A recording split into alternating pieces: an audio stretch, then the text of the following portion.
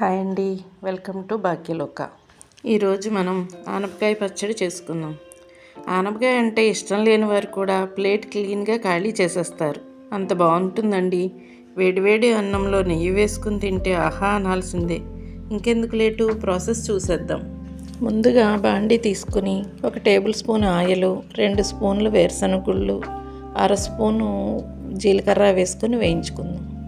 కారానికి తగ్గట్టుగా 4 పచ్చిమిర్చి వేసుకుని బాగా వేపుకుందాం.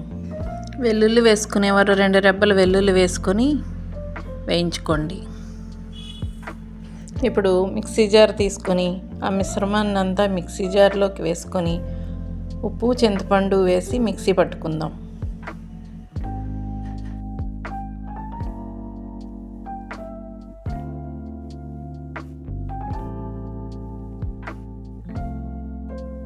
ఇప్పుడు ఆనపకాయ ముక్కల్ని వేయించుకుందాం.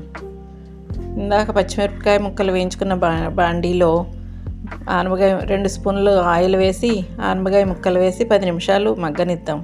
ముక్క మెత్తబడేంత వరకు మగ్గితే సరిపోతుందండి. ముక్క మెత్తబడిన తర్వాత మిక్సీ జార్, ఇందాక పచ్చిమిరపకాయలు వేసుకున్నాం కదా, ఆ మిక్సీలో జార్లోనే ఈ ముక్కలు కూడా వేసి కచ్చాపిచ్చాగా మిక్సీ పట్టుకోవాలి. ఇప్పుడు తాలింపు వేసుకుందాం. శనగపప్పు, మినపప్పు, ఆవాలు, జీలకర్ర, కరివేపాకు, ఎండుమిర్చి వేసుకుని తాలింపు వేసుకోవడమే. ఇలా చేసుకుంటే చాలా బాగుంటుందండి. వేడివేడి అన్నంలో ఈ పచ్చడి వేసుకుని నెయ్యి వేసుకుని తింటే ఆహా అని మీరే అంటారు. ఒకసారి ట్రై చేసి చూడండి. ఎలా ఉందో కామెంట్ చేయండి. Thank you.